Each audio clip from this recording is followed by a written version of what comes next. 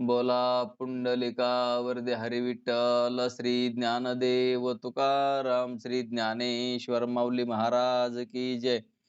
गोपाल श्री कृष्ण भगवान की जय. सच्चिदानंद रोहिदास भगवान की जय. सब संतन की जय. आत्मरूप गणेशु केलिया स्मरण होय सकळ विद्यांचे अधिकरण तेची वंदू चरण श्री सद्गुरुचे ते नमस्कार आता. गुरुर् ब्रह्मा गुरुर्विष्णू गुरुर्देव महेश्वरा श्री गुरु साक्षात परब्रह्मेन तस्मेन श्री गुरुरे नमः.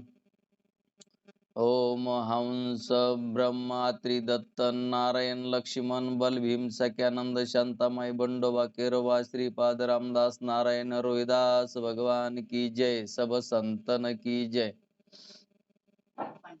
तर ब्रह्मज्ञानी पुरुषांचा व्यवहार निवृत्ती प्रधानच असला पाहिजे या शंकेचे समाधान.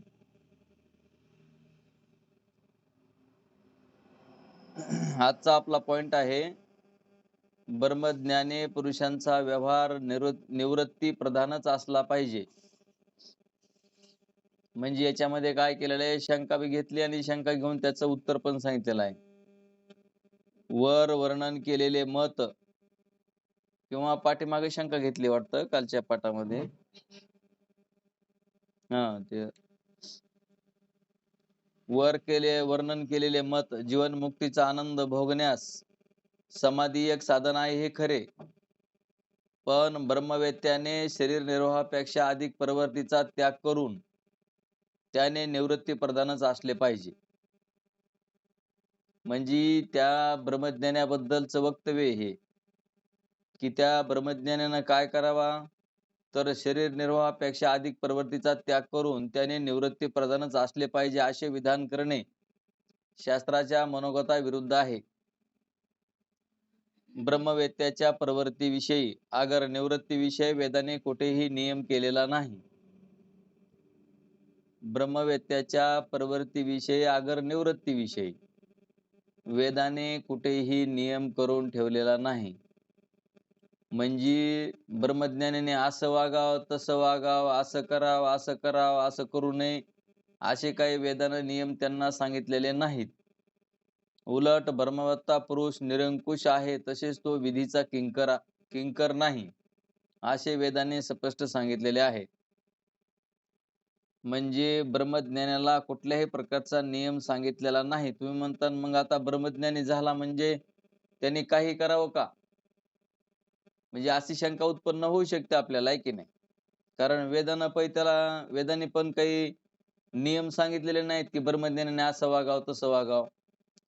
मग ब्रह्मज्ञानाला का तसे नियम लावले नाहीत, त्याचं कारण आपल्या ध्यानात आलं पाहिजे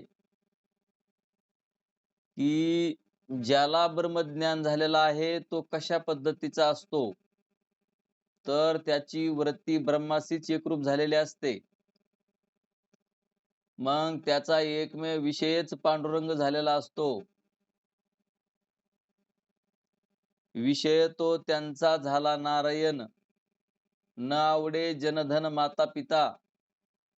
मग आता असा विषय जर त्यांचा झाला असेल ब्रह्मज्ञानाचा, तर मग त्याला शास्त्र म्हणा वेद म्हणा ते कसे नियम लावतील, कारण त्याचा एकमेव विषय परमात्माच झालेला असतो. त्याची वरती बाह्यवर्ती सरासरी होत नाही. मग तुम्ही म्हणता बाह्यवर्ती झालेले खाली उदाहरणं आहेत. मग बाह्यवर्ती होणं आणि अंतर्वर्ती राहणं त्याची वृत्ती त्या ब्रह्माशीच एकरूप असते. त्यांना विक्षेप, ब्रह्मज्ञानाला विक्षेप आणि म्हणजे चंचलता आणि समाधी ही सारखीच असते. कारण त्याचा असा निश्चय झालेला असतो की एका चैतन्याशिवाय या जगतामध्ये काही नाही. मग जरी ह्या जगतामध्ये भासत असलं तरी त्याला मिथ्यात्व दिलेलं असतं त्यांनी. ब्रह्मज्ञानाने त्याला मिथ्यात्व दिलेलं असतं आणि मिथ्या जे असतं ते ब्रह्मरूप असतं असा त्यांचा खात्रीशीर दृढ अपरोक्ष ज्ञान असतं त्यांना. त्यांची वृत्ती म्हणजे ब्रह्मज्ञानाची वृत्ती ही ब्रह्माशीच एकरूप असते. म्हणून त्यांना विधीचा किंकर नाही. म्हणून त्या ब्रह्मज्ञानाला प्रवृत्ती आणि निवृत्तीचे नियम लागू पडत नाहीत. कारण ज्यांना निषेधच करायचा नाही, ज्यांना विपरीत म्हणजे निषेधानं वागायचंच नाही, त्यांना नियम कशाचा? नियम कोणाला असतो? ज्यांच्याकडं विषयाची प्रवृत्ती असते त्यांच्यासाठी नियम असतो. तर आता तुम्हाला दृष्टांत वगैरे नाही सांगत बसत. तर ब्रह्मवेत्त्याच्या प्रवृत्तीविषयी अगर निवृत्तीविषयी वेदाने कुठेही नियम केलेला नाही. उलट ब्रह्मवेत्ता पुरुष निरंकुश तसेच तो विधीचा किंकर नाही, असे वेदाने स्पष्ट सांगितलेले आहे. याप्रमाणे शास्त्र सिद्धांत असता ब्रह्मवेत्त्याने अमुक तऱ्हेने वागले पाहिजे, अमुक वागता कामा नये, असे म्हणणे कोणाच्याही अधिकाराबाहेरचे आहे. ज्ञात्याचा सर्व व्यवहार प्रारब्धाप्रमाणे होत असतो. म्हणजे ज्याला ज्ञान झालेला आहे त्याचा व्यवहार प्रारब्धाप्रमाणे होत असतो.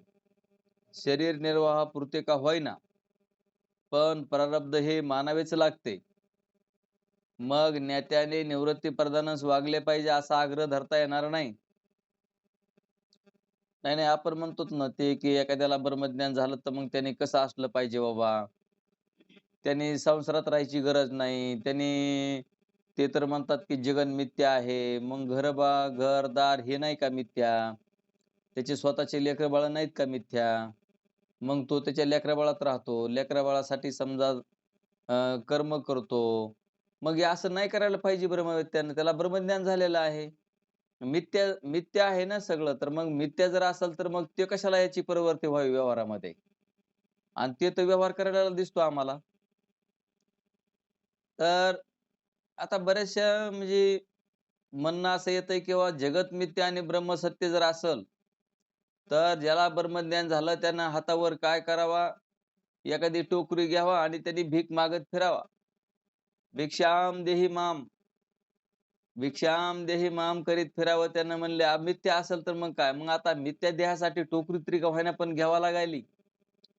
बाबा म्हणायचे होका झाला संन्यासीन 2 प्रहरी तोंडवासी. आता तुम्ही सांगा सकाळी सकाळी जरी काही नसलं वाटत तरी 12-1 ला भूक लागल का नाही? बरं भूक लागल ती कोणाला लागती? भूक लागती ती कोणाला लागती? दशरथ महाराज. येतंय का ध्यानात? भूक कोणाला लागती? भूक कोणाला लागती? मुक्ताबाई कोणाला लागती भूक? हां. तर पोटाला भूक लागत नाही. भूक लागती ती प्राणाला, प्राणाला. हां,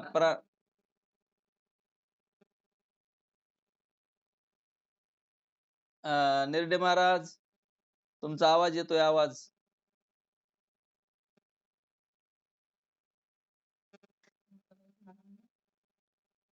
प्राणाला म्हणले ते.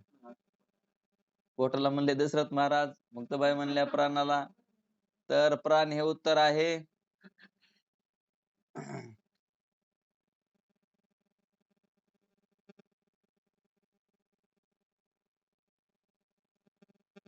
अं,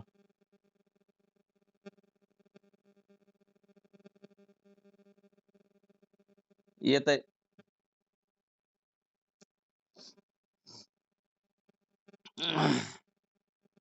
तर हे ध्यानात घ्या. तर पण प्रारब्ध हे मानावेच लागते. मग ज्ञात्याने निवृत्ती प्रधानच वागले पाहिजे असा आग्रह धरता येणार नाही. अधिक प्रवृत्ती ही प्रारब्ध बलाने होते असे मानले तर बिघडले कोठे? ज्याचे जसे प्रारब्ध असेल तशी त्याची प्रवृत्ती होते. एखाद्याचे प्रारब्ध शरीर निर्वाहापुरतीच प्रवृत्ती करवीत असेल, एखाद्याचे प्रारब्ध अधिक भोगामध्ये प्रवृत्ती करवीत असेल, त्यामध्ये एकरूपता असणे शक्य नाही. ब्रह्मज्ञान हे सर्वांनाच होत असतं. ज्यांनी ज्यांनी अभ्यास केला, ज्यांनी ज्यांनी तत्वबोध काय आहे ते कळून घेतलं, ज्यांना सद्गुरू मिळाले, ज्यांनी श्रवण निध्यासन केलं, अशा सर्वांनाच ब्रह्मज्ञान होत असतं. आणि असे कितीतरी ब्रह्मज्ञानी मुक्त होऊन गेलेले आहेत. म्हणजे साधू संत मुक्त होऊनच राहिलेले आहेत. जगाच्या कल्याणात संतांच्या विभूती देहकष्टविती परोपकारे पुन्हा तुमच्या आमच्यासाठी ते येत असतात. साधू संतांना काही बाकीचं त्यांना काही करायचं राहिलेलं नसतं. पण आता देह पंचमहाभूताचा असतो, देहांचे विषय असतात. पण त्यांना विधी काय असतो, निषेध काय असतो हे सर्व ज्ञात असल्यामुळे किंवा त्यांना याच्याबद्दलचं ज्ञान असल्यामुळे ते निषेधाचं वागतच नाहीत. म्हणून माऊली ज्ञानोबराय सुद्धा म्हणतात, की विधी ते पाळीत, निषेध ते गाळीत, देऊन मग जाळीत कर्मफळे. मग विधीनं वागा म्हणतात, निषेधानं वागू नका. झालेल्या कर्माचं फळ भगवंताला अर्पण करा. तर हे आपण ध्यानात ठेवायचं. मग म्हणले ते प्रत्येक आता ब्रह्मज्ञानी जे होऊन गेले त्यांच्या प्रारब्धामध्ये एकरूपता नव्हती. त्यासाठी त्यांनी सांगितलं, याज्ञवल्क्य, नारद, जनकादिक हे ज्ञानवान होते असे शास्त्राने सांगितलेले आहे. सभा विजय करून धन मिळविण्याचा व्यवहार याज्ञवल्क्यांचा होता. आता याज्ञवल्क्य हे ऋषी असून ते ब्रह्मज्ञानी होते, तरी सुद्धा ते सभा जिंकून धन कमवण्याचा त्यांचा व्यवहार होता. मग तुम्ही म्हणता ना, आताचे जे महाराज लोक पैसे घेतात ते कसं? तर तो विषय अलग आहे. हे ठरवून घेतात. ते ठरवून घेत नव्हते. ते त्यांनी ठरवलेलंच होतं राजांनी ते. म्हणजे की असं जर कुणी असं उत्तर दिले तर त्याला ते बक्षीस देण्यात येईल. अशा पद्धतीने ते जिंकत होते. ते असे लोकांना पैसे मागत नव्हते. ब्रह्मज्ञानी होते म्हणून दुसऱ्यांना पैसे मागायचे ना आपलं घर भरायचं असं करत नव्हते. ते राजे महाराजे पूर्वीचे होते, ते त्यांनी ते बक्षीस दिलं जाईल याचं उत्तर दिलं तर बक्षीस दिलं जाईल असं म्हणून ते देत होते आणि तशा पद्धतीने ते पैसे कमवत होते. नित्य भगवत स्मरण करीत कलह लावण्याचा व्यवहार नारदांचा. बघा नारद मुनींचं काय काम होतं.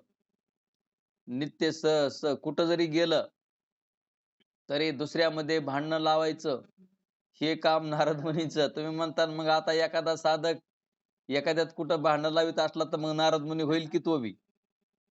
तर नारद मुनींना त्यांचं प्रारब्ध पूर्णपणे माहित होतं.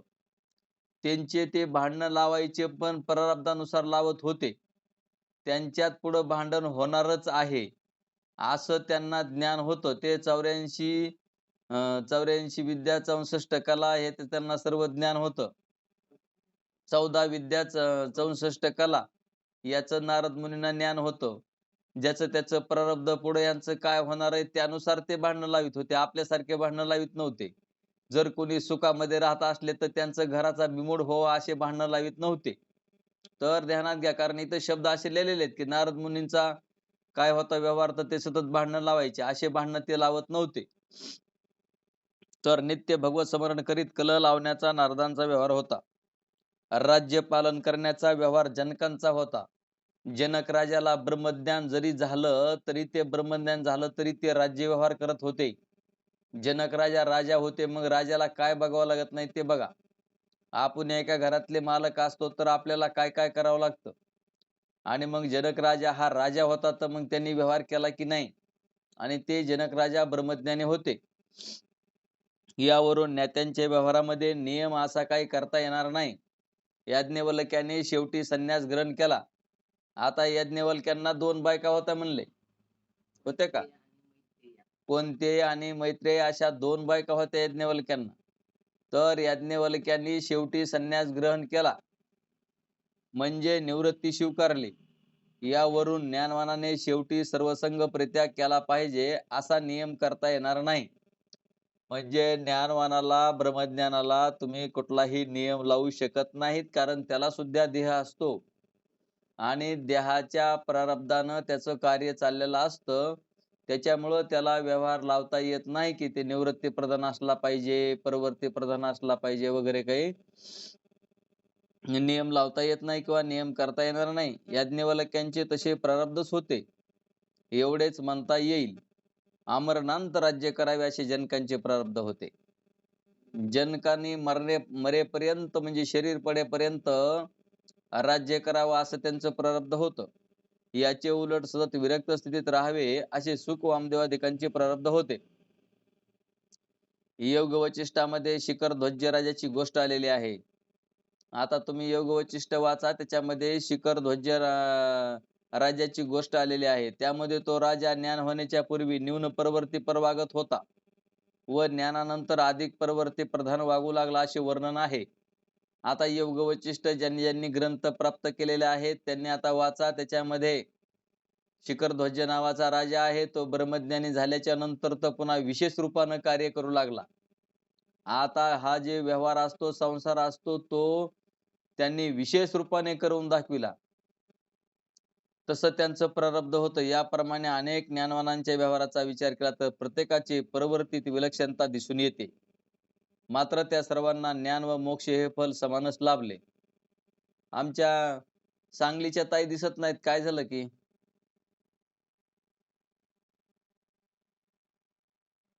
सांगलीच्या ताई कुठे गेल्या? आ?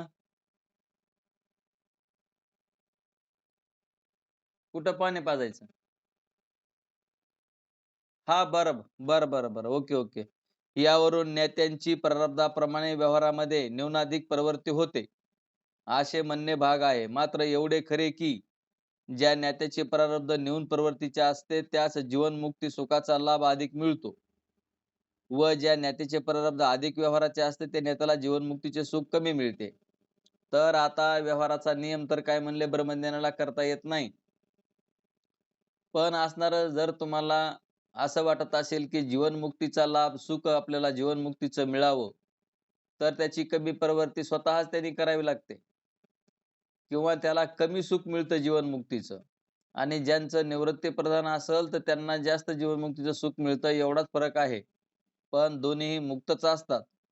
यावर कोणी अशी शंका घेतील को जो ज्ञाता जीवनमुक्तीच्या विलक्षण सुखाचा त्याग करून मुमुक्षू अवस्थेत तुच्छ मानलेल्या भोगामध्ये प्रवृत्त होतो. आता इथं प्रवृत्ती कुणाची झाली, तर शिखर ध्वज राजाची प्रवृत्ती झाली. जास्त त्याने प्रवृत्तीपर संसार केला. मग असा जर कोणी असेल आणि तुच्छ मानलेल्या भोगामध्ये जर प्रवृत्ती झाली, तर तो विदेह मोक्षाचा त्याग करून वैकुंठातील अतिउत्तम विषय भोग भोगण्याच्या इच्छेने वैकुंठातील लोकास का जाणार नाही? म्हणजे त्याला इथल्या भोगांची प्रवृत्ती झाल्यामुळं तो काय करेल, तर विदेह मुक्ती सोडून तो वैकुंठ लोकात जाण्याची इच्छा करेल. पण ही शंका बरोबर नाही, कारण जीवनमुक्ती सुखाचा त्याग व अधिक भोगामध्ये प्रवृत्ती ही ज्ञातेच्या प्रारब्ध बलाने होत असते. ते म्हणले मुद्दाम होऊन प्रवृत्ती करत नाहीत. त्याचं त्या देहाचं प्रारब्धच तसं असतं, म्हणून त्यांची तशी प्रवृत्ती होते. हे वर आम्ही सांगितलेच आहे. ज्ञातेचे प्रारब्ध याच जन्मात संपत असल्यामुळे विदेह मोक्षाचा त्याग आणि परलोकगमनाची इच्छा होणे शक्य नाही. ज्ञात्याचे प्रारब्ध इथंच असणारं संपत असल्यामुळं मग तुम्ही म्हणता ह्याचं कधी प्रारब्ध संपतं? तर ज्ञात्याचं प्रारब्ध ज्या दिवशी तुम्हाला दृढ अपरोक्ष ज्ञान झालं, त्या दिवशीच तुमचं प्रारब्ध संपलेलं आहे. तर ध्यानात घ्या, की ज्ञात्याचं प्रारब्ध या जन्मात संपत असतं, म्हणजे ज्या दिवशी आपल्याला ज्ञान झालं त्या दिवशीच आपण मुक्त आहोत. पण आपलं शरीर आता राहिलेलं आहे ते प्रारब्धानं, म्हणून तर म्हणले आता काय प्रमाण आहे ते? आता वेगळे निघा, वेगळे निघून संसार बघा. काय प्रमाण आहे? हो की मग तेच विचारतो ना आम्ही तुम्हाला. अरे हो, मग तेच प्रमाण आम्ही अर्धवट आम्हाला पाठ नाही म्हणून तुम्हाला विचारलं. मग तुम्ही नाही कसं म्हणतात? काय प्रमाण आहे ते? अरे ते तेवढं सांगा ना. तुम्हाला सांगते वेगळं निघा आणि वेगळं निघून संसार बघा. आता याचा अर्थ आहे तुम्ही आता साक्षी होऊन राहा आणि हा जो संसार आपण दिसतोय तो पहा नुसता. आता पाहायचा याचा अर्थ आहे, दुसऱ्याचे समजा एखादा मनुष्य राजा झाला, आमदार झाला, खासदार झाला, तर आपण त्याच्याकडे नुसतं पाहतो आणि त्यांचा व्यवहार कसा असतो ते आपण बघतो. त्याप्रमाणे एकदा आपल्याला ज्ञान झाल्याच्या नंतर देहाचा आणि माझा काही संबंध नाही अशा पद्धतीने राहा. कारण देह माझा नसून पंचमहाभूताचा आहे. आता देह पंचमहाभूताचा असल्यानंतर त्याचं प्रारब्ध आलं. आता त्या प्रारब्धानुसार म्हणून आता तुम्हाला सांगते वेगळं निघा. आता म्हणजे तुम्ही काय वेगळं निघा, म्हणजे वेगळं निघायची गरज नाही. तुम्ही साक्षी आहात आणि ती खरोखरच आपण देहापेक्षा वेगळे आहोत. मग देहाचं आता काय चाललंय ते नुसतं बघायचं. आणि तुकाराम महाराजांचं एक सुद्धा प्रमाण आहे. तुका म्हणे आता परनेली नवरी, आता दिवस चारी खेळी मिळी. तुका म्हणे मुक्ती, परनेली नवरी, आणि आता दिवस चारी खेळी मिळी. म्हणजे आता आम्ही मुक्त झालो आणि आता राहिलेले दिवस खेळीमिळीने घालवायचे. याचा अर्थ तुम्ही आपल्या शरीराकडे, शरीराच्या प्रारब्धाकडे न पाहता आपण मुक्त अवस्थेतले आहोत, असं तुकाराम महाराज सुद्धा म्हणतात. म्हणून म्हणले, कारण ज्ञात्यांचे प्राण बाहेर गमन करीत नाहीत असा सिद्धांत आहे. आता ज्ञातेचे प्राण बाहेर जात नाहीत तर मग ते कशाला जातील? वैकुंठन, परलोकन कुठं जातील ते? असं त्याची जायची इच्छा होत नसते म्हणतात. कारण ज्ञान होऊन त्यांना मोक्ष झालेला असतो, दुसरं काहीच नाही त्याच्या ज्ञात्याच्या दृष्टीनं. कारण जरी असलं तरी ते मिथ्या कल्पित अधिष्ठान रूप असतं. आता मिथ्या कल्पित अधिष्ठान रूप असेल आणि एकच परमात्मा भरून उरला असेल तर जायचंच कुठे? कारण त्यांचे प्राणच बाहेर जात नाहीत. आणि अज्ञानाचे प्राण असणारा सूक्ष्म देह प्राणासहित बाहेर निघून जातो. आणि का जातो त्याचं कारण आहे, वासनेच्या पोटी जन्म घेणे लागेल, त्याची अंगी झाले हरिरूप. तर वासना कशावर राहते? तर ध्यानात घ्या, वासना कशावर राहते ती? वासना आईवर राहते, वासना लेकरावर राहते, वासना शेजाऱ्यावर राहू शकते, वासना दुसऱ्यावर राहू शकते, वासना घरावर राहते, धनावर राहते, वासना ही कशावरही राहू शकते. आणि त्याच्यासाठी ज्याला ज्ञान झालेलं नाही त्याची वासना सूक्ष्म देह प्राणासहित निघून जातो. कारण की त्याला त्या विषयाचा उपभोग घ्यायचा असतो. याच्यामुळं मग त्याचं प्रारब्ध संपत नाही. पण ज्ञानवानाचा प्राण बाहेर जात नाही.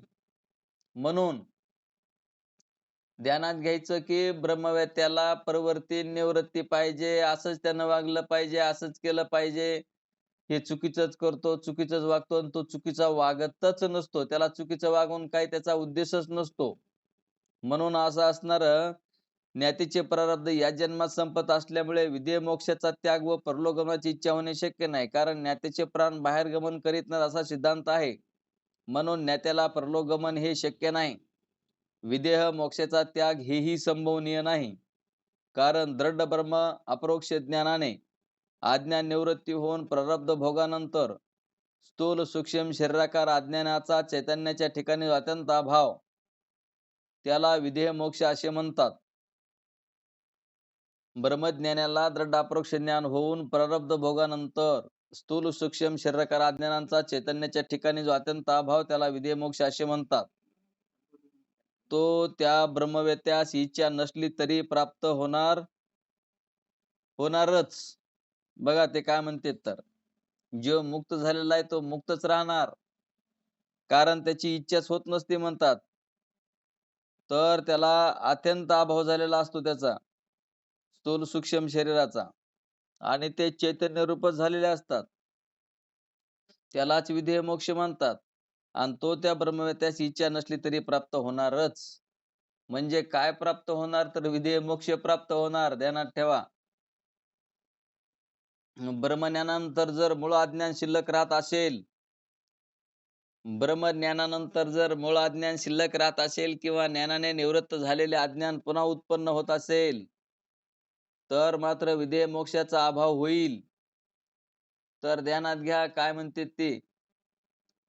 ब्रह्मज्ञानानंतर मूळ अज्ञान शिल्लक राहत असेल म्हणजे आता तुम्ही म्हणता काय शिल्लक राहील तिथं? तर आपल्याला अज्ञान राहत असेल किंवा असंभावना विपरीत भावना राहत असतील आणि दृढ अपरोक्ष ज्ञान जर होत नसेल किंवा झालेलं नसेल, असं काय कुठं थोडंफार राहिलं असेल, तर ते ज्ञानाने निवृत्त झालेले अज्ञान पुन्हा उत्पन्न असे होत असेल, तर मात्र विदेह मोक्षाचा अभाव होईल. पण ज्ञानानंतर मूळ अज्ञान राहणे शक्यच नाही. ज्ञानानंतर मूळ अज्ञान राहणं शक्य नाही. कारण ज्या ब्रह्मवेत्याला ज्ञान झालेलं असतं दृढ अपरोक्ष, मग त्याला स्वतःचा देह असो किंवा जगत्रय असो, स्वर्ग असो, वैकुंठ असो, कैलास असो, जे जे बी काय असेल ते, त्यांची सर्व मिथ्या आहे अशी भावना झालेली असते. म्हणजे सता-सताहून भिन्न बाद योग्य असं आहे आणि जे असतं, जे दिसतं ते ब्रह्मरूपच असतं. म्हणून त्याची ज्ञात्याची प्रवृत्ती वेगळी होत नाही किंवा ते अज्ञानामध्ये जात नाहीत. तर म्हणले म्हणून ज्ञात्याला विदेह मोक्षाचा अभाव होणे शक्य नाही. शिवाय विदेह मोक्ष त्यागाची व परलोकगमनाची इच्छा ज्ञात्याला होणे शक्य नाही. कारण ज्ञात्याला जी इच्छा होत असते ती केवळ प्रारब्ध बलाने होत असते. भोगाला जितक्या सामग्रीची आवश्यकता असते तितक्या सामग्रीची जुळवाजुळव प्रारब्धच करते. इच्छे वाचून भोग संभवत नाही. इच्छा होणे हेही प्रारब्धाचेच फल आहे. आता बघा ते म्हणले जरी ब्रह्मज्ञान झाला असेल आणि एखाद्याचा देह शिल्लक असेल तर त्या देहाला प्रारब्ध बलानेच तशी इच्छा होऊ शकते. म्हणजे त्याच्या शरीराचे जे भोग असतात ते त्याला मिळतच असतात. या लोकात किंवा अन्य लोकात अन्य शरीराचा संबंध ज्ञात्याशी प्रारब्धाने होत नाही. तर त्याच्या प्रारब्धामध्ये त्याच्या शरीराचं जसं प्रारब्ध असेल तसं त्याला ते भोग मिळत असतात. परंतु त्यांची प्रवृत्ती मात्र कुठं विदेह मोक्ष सोडून परलोक गमन असं वगैरे काही होत नाही. कारण त्यांचे प्राण बाहेर जात नाहीत म्हणून ज्ञात्याला विदेह मोक्ष त्याग आणि परलोकगमनाची इच्छाही संभवनीय नाही. एकंदरीत ज्ञात्याची बाह्य प्रवृत्ती जीवनमुक्तीच्या विरोधी नाही. अधिक प्रवृत्ती ही फक्त जीवनमुक्तीच्या विलक्षण सुखाच्या विरोधी आहे.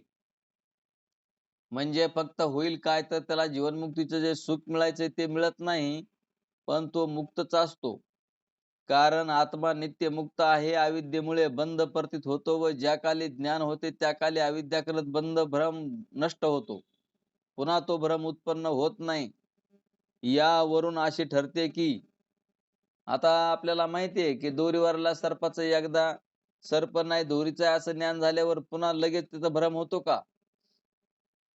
तसं या जगतामध्ये सर्व चैतन्यच भरून उरलेलं आहे आणि ते ब्रह्मरूप आहे. याच्या व्यतिरिक्त जे सर्व आहे ते मिथ्य आहे, बाधित आहे, कल्पित आहे, विवर्त आहे. हे जर आपल्याला कळालं, सता-सताहून भिन्न आहे, मग हे कल्पित असतं आणि कल्पित वस्तू अधिष्ठान रूप असते. हा तितक्यापुरता रविदास बाबा म्हणायचे की हा ईश्वराचा खेळ आहे.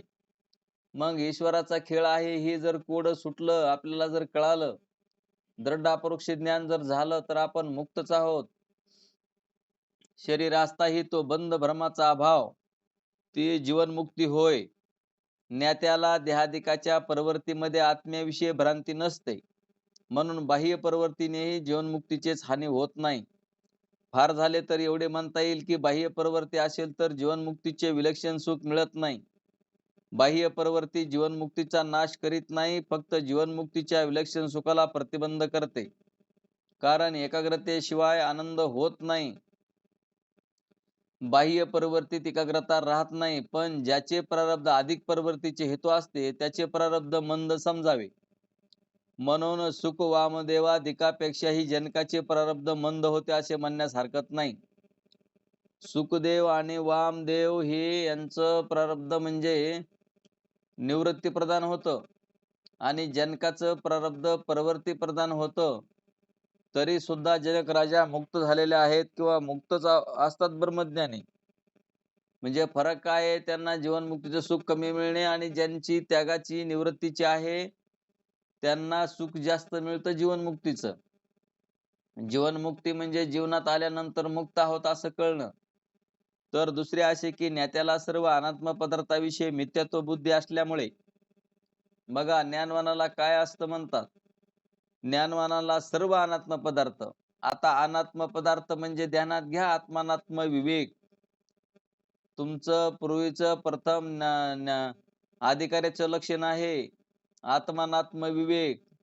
आत्मा काय आणि अनात्मा काय, त्याच्यापैकी ज्याला ज्ञान झालेलं आहे त्या ज्ञात्याला सर्व अनात्म पदार्थाविषयी मिथ्यात्व बुद्धी असते.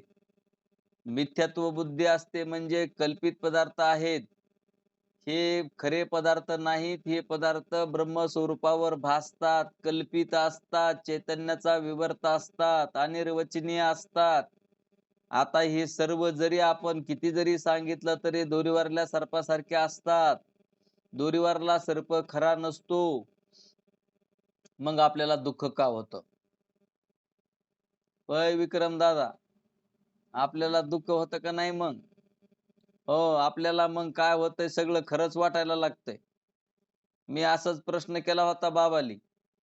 बाबा म्हणलं विचार सागर असं संपत संपत आला आणि बाबाने प्रश्न विचारला, कसं काय डॉक्टर? मग आता तुम्ही मुक्तच आहेत नाही का? हो म्हणलं बाबा, आता सगळं जग मला खोटं वाटायला लागलं.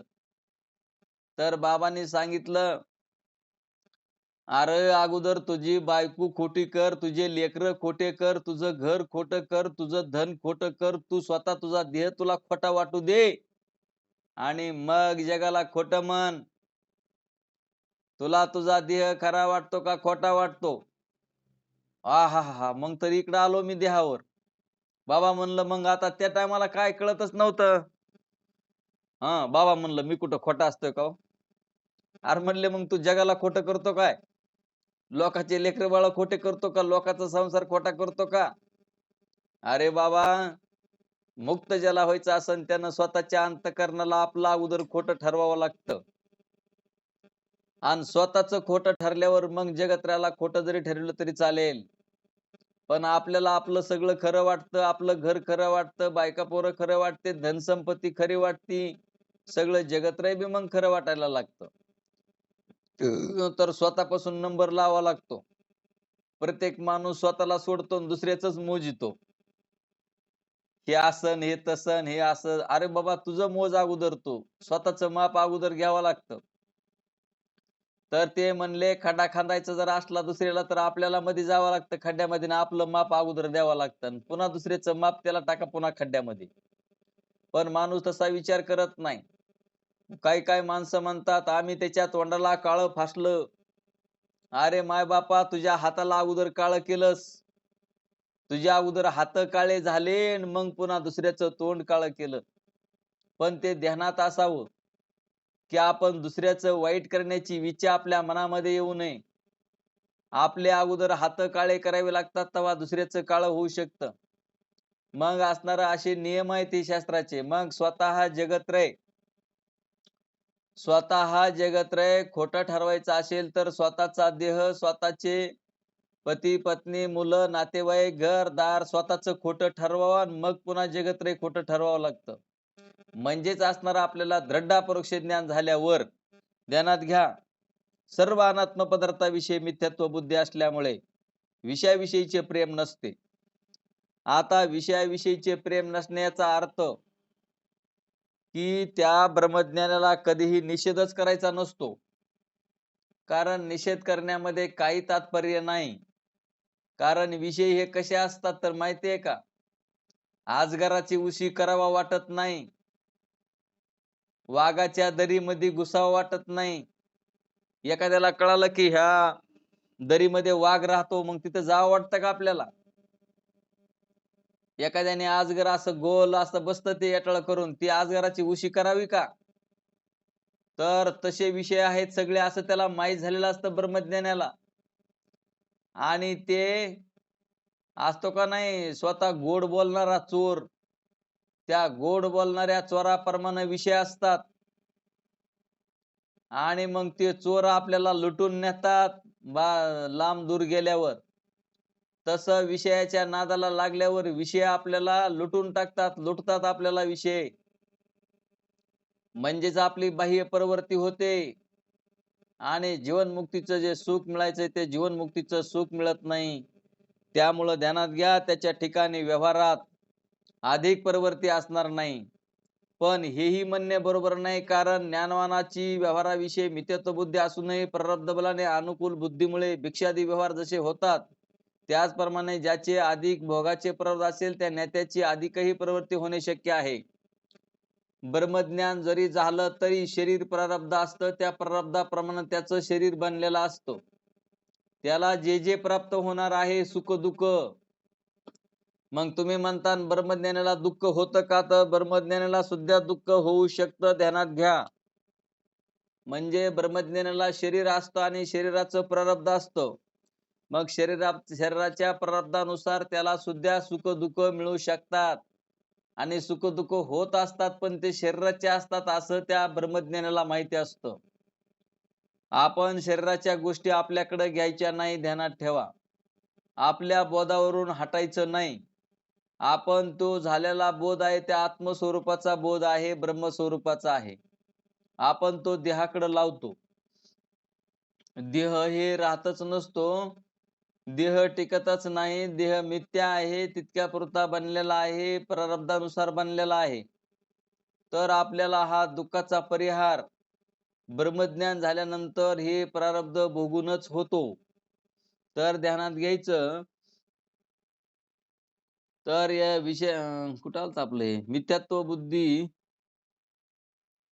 ज्याप्रमाणे अधिक भोगाचे प्रारब्ध असेल त्या अशा नेत्याची अधिकही प्रवृत्ती होणे शक्य आहे. विषयाविषयी सत्यत्व बुद्धी किंवा मिथ्यत्व बुद्धी विषयाच्या प्रवृत्तीला किंवा निवृत्तीला कारण नाही. विषयाविषयी सत्यत्व बुद्धी किंवा मिथ्यात्व बुद्धी ही विषयाच्या प्रवृत्तीला निवृत्तीला कारण नाही. विषय सत्य असो अगर मिथ्या असो, त्याच्या ठिकाणी अनुकूल बुद्धीमुळे प्रवृत्ती आणि प्रतिकूल बुद्धीमुळे निवृत्ती होते. विषयाच्या ठिकाणी एखाद्याची सत्यत्व बुद्धी आहे, पण अनुकूल बुद्धी जर नसेल तर तो विषय घेत नाही. आता एखाद्याला कळालं की बाबा एखादा विषय कसा आहे, त्याला त्याच्याविषयी सत्यत्व बुद्धी आहे, पण अनुकूल बुद्धी जर नसेल तर तो म्हणतो नको बाबा, मी आताच जेवण केलेलं आहे, मला त्याची जरुरी नाही. मग अशा अशा पद्धतीनं जर तो विषय घेत नाही, विषय खाण्याला विष खाण्याला कोणी प्रवृत्त होत नाही. आता विष आपल्याला माहिती आहे की विष म्हणजे रोगर खाल्लं तर काय होतं म्हणून. तर कुणी ठेवलं पुढं तर कुणी खाईल का? नाही, तशी प्रवृत्ती होत नाही. पण त्याची प्राप्ती व्हावी म्हणून कोणी प्रयत्नही करीत नाही. विषाची प्राप्ती व्हावी यासाठी प्रयत्न करतं का? आणि जर करीत असलं कोण तर सांगू का तुम्हाला कोण करतं ते? तर ज्याच्याकडं काम, क्रोध उत्पन्न होतात आणि ते विष असलं तरी मग ते विष घेतात. तर माऊली ज्ञानोबरायांची ओवी आहे. काम, क्रोध हे चैतन्याच्या शेजारी वसते, ज्ञानाच्या एकाहारी परवर्तले महामारी सावरतीना. जर मग ते काम, क्रोध आपल्यात उत्पन्न जर झाले बाबा, तर मग ते काय करते? आगीविन जाळीती, पाण्याविन बुडविती, जळेविन बुडविती. आगीविन जाळीती, जळेविन बुडविती. अशी त्यांची एक ओवी आहे बघा ज्ञानेश्वर माऊलींची. तर मग हे इतके असणारे असे भयानक आहेत हे काम, क्रोध. काम, क्रोध कुठं नेऊन ठेवतील ते सांगता येत नाही. आणि काम, क्रोध आणि अहंकार हेच रावण आहेत. मग आता तुम्ही सांगा, आपण रामाचे आहोत का रावणाचे आहोत? मग काम, क्रोध जर निर्माण होत असेल तर आपण कोणाचे? काम, क्रोध जर उत्पन्न झाला तर आपण रावणाचे. अहंकार उत्पन्न झाला तर रावणच आहे मग. मग अहंकार गेला आणि तोच देव झाला, मग तोच राम होतो. तेच चैतन्य स्वरूप आहे. आपल्याला मग अहंकार यायला नाही पाहिजे, काम, क्रोध यायला नकोत. आता बरेच जणांनी सांगितलं, महाराज तुम्ही काम, क्रोध काढा म्हणतात आणि कधी कधी तर तुम्हीच आम्हाला रागवलेले दिसतात. तर बघा, तुम्हाला त्याचं उदाहरण सांगतो. आपलं लेकरू जर काही चुका करीत असेल तर त्याला, किंवा एखादं लहान लेकरू आहे ते बार 5 वर्षाचं खेळायला बाहेर जातं उन्हामध्ये जर बाहेर गेलं तर बाळ्या, त्याचं नाव एखादं बाळू आपण ठेवतो लहान लेकराचं, आणि मग त्याला आपण म्हणतो बाळ्या सावलीत मर. आता जर आईची इच्छा, आई वडिलाची इच्छा जर ह्यानं सावलीत मरावा असेल तर उन्हात तडफडून मेलं तर काय बिघडलं? परंतु आई वडील म्हणतात बाळ्या सावलीत मर. आता बाळ्याला सावलीत मर म्हणते आई का त्याला जग म्हणते? मग आपल्याला ते बोलणं कळत नाही. आपण म्हणतो त्याची आई म्हणते की सावलीत मर, म्हणजे सावलीत मरत नाही म्हणजे सावलीत बस. आणि याच्यासाठी आई रागवत असते. आता एवढ्यावर लेकरानं ऐकलं नाही तर जाऊन एक त्याला चापट मारते आणि त्याला वडीत आणते, सावलीला बसवते. मग हा आईचा राग खरा आहे का? जर आईचा राग खरा असेल तर आईनं पुढे पलीकडे नेऊन ढकलाय पाहिजे होतं उन्हामध्येच. पायामध्ये काही नाही, 12चा टाइम आहे, उन्हामध्ये ढकला वाटतं का आईला? तर ती लेकराला आपल्या वडीत आणते, रागवते, चापट मारते आणि सावलीला बसवते आणि बाळ्या इथं मर म्हणते. मग तिकडं तर मनानच मरत होता, मग त्याला इकडं कशाला आणलं? तर अशा पद्धतीचा आमचा राग असतो. ध्यानात घ्या. आता आमच्या घरच्यांना सुद्धा वाटतं की हे लईच रागीट आहेत. आता राग नाही दाखवावं तर लेकरू ऐकत नाही आणि सावलीला येऊन बसत नाही. आता त्याला कसं सुख होईन मग? त्यांच्याच सुखासाठी रागवावं लागतं. साधू संतांचा राग सुद्धा खरा नाही आणि साधू संतांनी राग कोणावर केलेलाच नाही. आणि जे तुम्हाला कुठं-कुठं शिव्या दिलेल्या ज्या दिसतात, त्या तुमच्या आमच्या हिताच्या असतात, की बाबा शिव्या देऊन तरी तुम्ही ऐका. तुम्ही जन्म-मरणाच्या कचाट्यामध्ये जाऊ नका. जन्म-मृत्यू तुम्हाला सुटायचा नाही. पुन्हा ज्यावेळेस संकट येत असतं, तेव्हा रडल्यानं सुद्धा तर संकट कमी होत नाही, ध्यानात ठेवा. आपल्याला संकट आलं, दुःख आलं, तर आपण रडतो की नाही? प्रत्येकजण रडतो. मग तिथं दुःखाची सोडवणूक कोणी करीत नाही. म्हणून आपण ध्यानात घ्यायचं, की साधू संतांनी कुठं-कुठं आता एकनाथ महाराजांनी शिव्या दिल्या. तुकाराम महाराजांनी गाथेमध्ये शिव्या दिल्या. त्यांचं शिव्या द्यायचं म्हणजे त्यांचं काय भांडण करायचीच प्रवृत्ती होती का काय त्यांची? तर असं नाही माय-बापा हो. तर त्यांना वाटलं आता गोडीने सांगितलं तरी ऐकतेन. आता शिव्या देऊन जरी सांगितलं तरी ऐकतेन. पण त्यांनी कोणाचं नाव घेऊन शिव्या दिल्या नाहीत. पण त्या आपल्यालाच दिलेल्या आहेत. ध्यानात ठेवा, की जे परमार्थ करत नाहीत, ज्यांना देव कळत नाही आणि मग आमच्या महाराजांना लय पाटत शिव्या.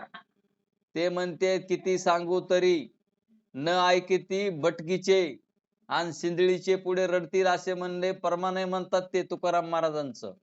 काय प्रमाण आहे? काय? किती सांगू तरी न ऐकती बटकीचे आणि पुढे सिंधळीचे रडतील. तर असं का म्हणले? त्यांना काय करायचं होतं आपल्याला शिव्या देऊन?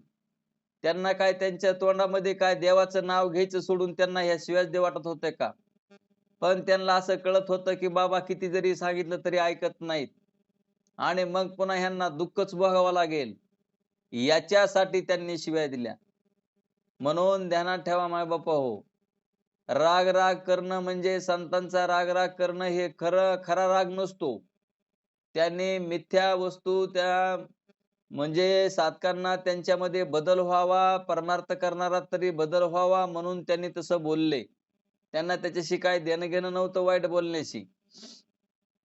तर व्यवहार मिथ्या आहे हे माहीत असूनही त्यांच्याविषयी अनुकूल बुद्धी असल्यामुळे ते पाहण्याला जातो. काय सांगितलं वरी त्यांचं उदाहरण आहे. विषखाण्याला कोणी परिवर्त होत नाही. त्याचप्रमाणे तुरुंगाविषयी सर्वांची सत्यत्व बुद्धी आहे, पण त्याची प्राप्ती व्हावी म्हणून कोणी प्रयत्न करीत नाही. याचे उलट नाटकातील व्यवहार मिथ्या आहे हे माहीत असूनच त्याविषयी अनुकूल बुद्धी असल्यामुळे ते पाहण्याला जातो. आता नाटक खरं असतं का? नाटक आपण पाहायला गेलोत की नाही सगळेजण? आपल्याला नाटक तर लय बघा वाटतं. आता स्वतःच नाटक आहे हे कळून घ्यावं लागतं. आपण सुद्धा सगळं नाटकच करतोय आणि नाटक पाहायला गेलोत की नाही आपण?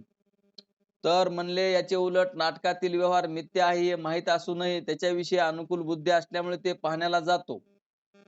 आता प्रत्येक माणसालाच वाटतं की आपण असणारं नाटक बघावं म्हणून. आणि नाटक पाहायला जातो, पण नाटकात केलेले दृश्य सगळे मिथ्या असतात. तात्पर्य ज्ञानवान पुरुषाची जगताविषयी मिथ्यत्व बुद्धी असल्यामुळे त्यांची अधिक प्रवृत्ती होणार नाही हे म्हणणे बरोबर नाही. त्याचप्रमाणे ज्ञात्याची विषयाविषयी देहबुद्धी असल्यामुळे त्यांची ती घेण्याकडे प्रवृत्ती होणार नाही असेही म्हणता येणार नाही. कारण अपत्य सेवन करणाऱ्या रोग्याला माहिती असूनही प्रारब्ध बलाने तो रोगी अपत्य सेवन करतो. बघा आता काय ठिकाणी कसं प्रारब्ध दुःख देतं ते. आपल्याला माहिती आहे की आपल्याला ही वस्तू आता एखाद्याला डायबिटीस आहे, साखर खायची नाही. आता साखर खायची नाही, पण चहा तर गोड प्यायल्याशिवाय भागत नाही. मग तो काय करतो तर म्हणले एवढ्याच म्हणतो. साखर गोड असो कसे असो टाका म्हणतो. गुलाबजामुन खातो, जिलेबी खातो आणि पुन्हा म्हणतो आता माझं दुखायला लागलं. आता तुम्ही सांगा ह्यानी जर पथ्य पाळलं असतं तर चाललं असतं का नाही? पण त्याला पत्ते पाळावेच वाटत नाही, तेच प्रारब्ध असतं आणि ते प्रारब्धानं तशी प्रवृत्ती होत असते. त्याचप्रमाणे नेत्याची व्यवहाराविषयी जरी दोषदृष्टी असली तरी त्याचं जे प्रारब्ध बलाने व्यवहाराच्या ठिकाणी प्रवृत्ती संभवते. या एकंदर कारणावरून ज्ञानवानाचा व्यवहार मर्यादित असावा व इतर सर्व व्यवहार निवृत्तीपर असावा असा कोणताही नियम करणे योग्य नाही. विधी किंकरत्व त्याला नाही. म्हणजे ब्रह्मज्ञानाला विधी किंकरत्व नसतं. यावर अनेक लोक असे विचारतात की पामर मनुष्य विधी निषेधाची पर्वा न करता वाटेल तसा वागतो. बघा आता आणि एक जणांनी शंका घेतली, पण असं होतच नाही माय बापा हो. ज्याला समजा समोर तुम्हाला आताच विषय सांगता बरेचसे पॉइंट आहेत तसे की आपल्याला समजा रोगर दिसलं आणि ते रोगर सुद्धा तुम्ही एका ग्लासामध्ये होता काचेच्या, तर लसी केल्याप्रमाणे किंवा दह्याप्रमाणे दिसतं.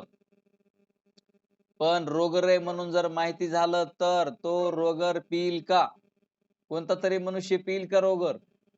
तुम्ही म्हणता पेत नाही का राग आलेला मनुष्य? तर राग आलेला मनुष्य कामक्रोधाला वश झालेला असतो, त्याचंही प्रारब्ध तसंच असतं म्हणून तो पितो. पण सरासरी सर्वसामान्य म्हणजे ज्याला ज्ञान आहे हे रोगर आहे म्हणून, आता ज्याला ज्ञान आहे रोगर आहे म्हणून तो पिईल का? पिणार नाही.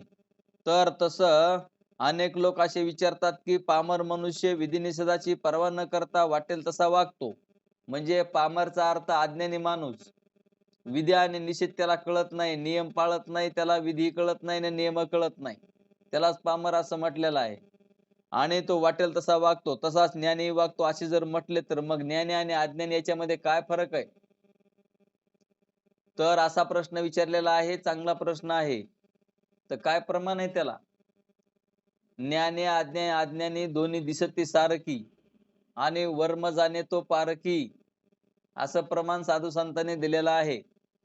तर म्हणले ही शंका शास्त्र रहस्य न जाणणाऱ्याला येते, ज्याला शास्त्र माहित नाही त्यालाच अशी शंका प्राप्त होते. फरक एवढाच आहे की ज्ञानवानाचा ग्रंथीभेद झालेला असतो. आता हे ग्रंथीभेद बाबाने मला सांगायचं की बाबा आपला ग्रंथीभेद व्हावा लागतो. आता ग्रंथीभेद होणे म्हणजेच काय आपल्याला माहित नसतं. तर तुम्हाला ध्यानात राहण्यासाठी ध्यानात ठेवा, आत्मनात्म विवेक जसा आहे त्याप्रमाणे जे अनात्म पदार्थ आहेत, अनात्म पदार्थ आणि चैतन्य म्हणजे आपण जे काय आत्मस्वरूप आहोत ते एकच आहे. म्हणजे मिसळून विशेषणासहित मिसळून, आहे का नाही? असं ज्यांचं झालेलं असतं त्यांचा ग्रंथीभेद झालेला नसतो. आणि जे ज्ञानवान असतात त्यांचा ग्रंथीभेद झालेला असतो. त्यांना असं माहिती असतं, त्यांना असं दृढ अपरोक्ष ज्ञान असतं की हे अनात्म जे पदार्थ आहेत, देह असल, जगत असल, जे जे बी दृश्य पदार्थ असतील, त्यांचा आणि माझा काहीही संबंध नाही. हा ग्रंथी भेद आहे, चिच्चित ग्रंथी. तर मग हे जर असं आपल्या ध्यानात आलं की अनात्म पदार्थ जेवढे बी दृश्य पदार्थ आहेत त्याच्यापेक्षा मी वेगळा आहे, असं ज्याला खात्रीशीर कळलं आणि तोच ब्रह्मज्ञानी आहे, तोच मुक्त आहे. तर असं आपण विसरायला नको की आपला देह आणि हे आत्मस्वरूप जरी तुम्हाला एकत्र दिसत असलं तरी तुम्हाला एक प्रश्न विचारतो की एका भांड्यामध्ये पाणी घेतलेलं आहे, एका गिलासामध्ये पाणी घेतलेलं असताना आता गिलासामध्ये आकाश आहे की नाही? तर उत्तरही मीच देतो, गिलासामध्ये आकाश आहे. आता गिलासातल्या आकाशाला पाण्याचा लेप होतो का? असा प्रश्न विचारतो, तुम्ही उत्तर दिलेलं आहे की त्याला लेप होत नाही. कारण कशाला लय मोठा टाइम घालवायचा. तर त्या आकाशाला लेप होत नाही. तसं मायबापा हो, देहामध्ये आत्मा आहे का? तर आत्मा आहे. आत्मा देहामध्ये आहे, पण देहाचा लेप त्याला होत नाही किंवा आत्मा त्याच्याशी लगडून राहत नाही, तो वेगळाच असतो. ज्याचे काम, क्रोध, लोभ, मद, मत्सर, दंभ, अहंकार जात नाहीत, म्हणजे अज्ञानाचे जात नसतात, ज्ञानवानाचे जातात. हे ध्यानात घ्या. आणि ज्ञानवानाचं रागवणं खरं नसतं. पण आता काय करावं? समोरच्याला जर कळतच नाही, मग तुम्ही म्हणता श्रीकृष्ण भगवंत रागवले नाहीत का? श्रीकृष्ण भगवंताने समोरच्याचा म्हणजेच युद्ध करून अर्जुनाला पांडवांनी मदत केली नाही का? तर तुम्ही सांगा, आई वडील सुद्धा एखाद्या लेकराला लय बऱ्या सांगतात, 1000 बऱ्या, 1000 वेळेस सांगतात त्या लेकराला असं करू नको. पण त्या लेकरानं जर नाही ऐकलं आणि त्या लेकराचं नुकसान झालं तरी त्यांना मग काय वाटत नाही. काय करणार ते? जे विपरीत व्हायचं ते होतच असतं मग. तसं ते प्रारब्धामध्ये लिखितच असतं.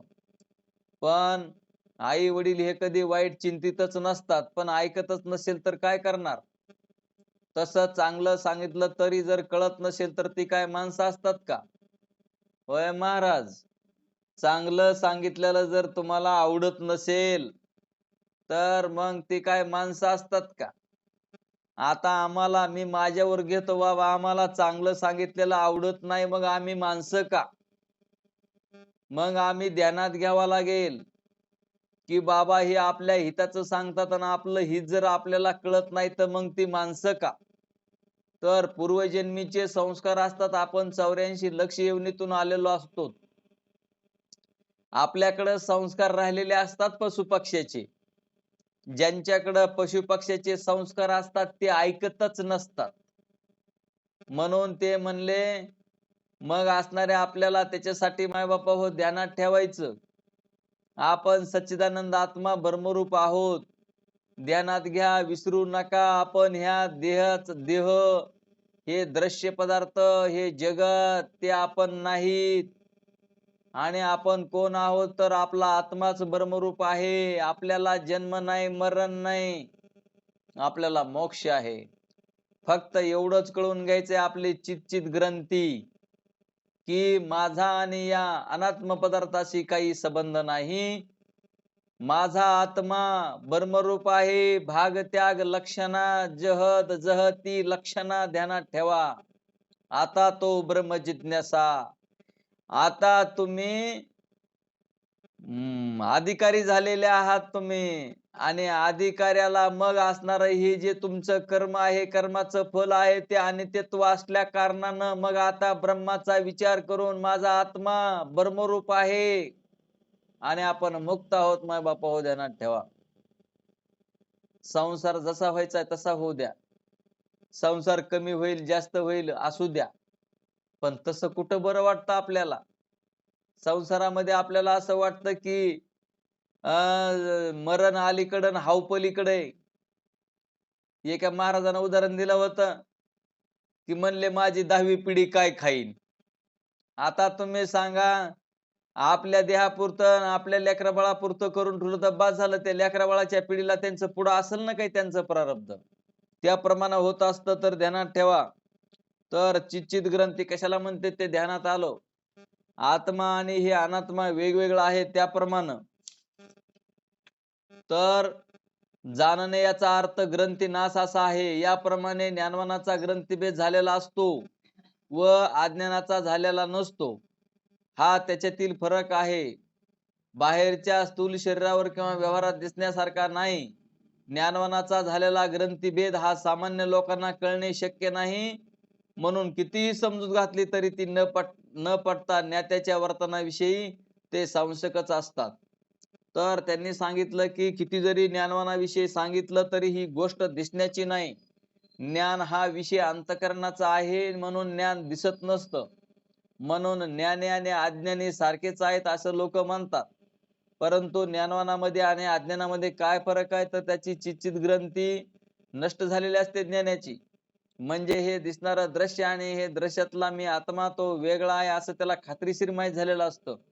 तर आपण झालेला पाठ आपण असणार उद्याच्याला घेऊ. बोला पुंडलिका वरदे हरी विठ्ठल श्री ज्ञानदेव तुकाराम श्री ज्ञानेश्वर माऊली महाराज की जय. गोपाल श्री कृष्ण भगवान की जय. सच्चिदानंद रोहिदास भगवान की जय. सब संतन की जय. आता विश्वात्मकी देवी येणे वागेज्ञ तो सावे तो सो निमज द्यावे पसाय दान ही जे कळांचे व्यंकटे सांडो तया सत्कर्मी रती वाढो.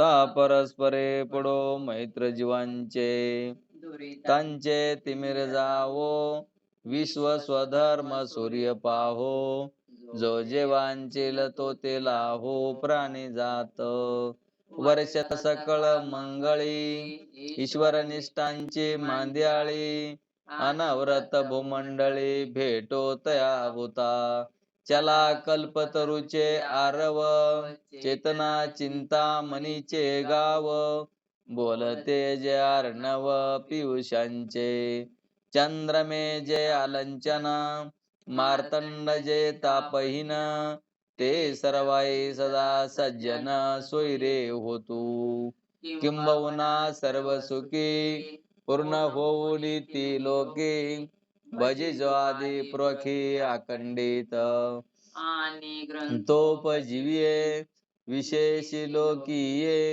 द्रष्टा द्रष्टे विजय हुवावेजी येत मने श्री विश्वेश्वरावो हा होईल दान पसावो येणे वरे ज्ञान देवो सुखिया झाला येणे वरे ज्ञान देवो सुखिया झाला येणे वरे ज्ञान देवो सुखिया झाला ओम शांती शांती शांती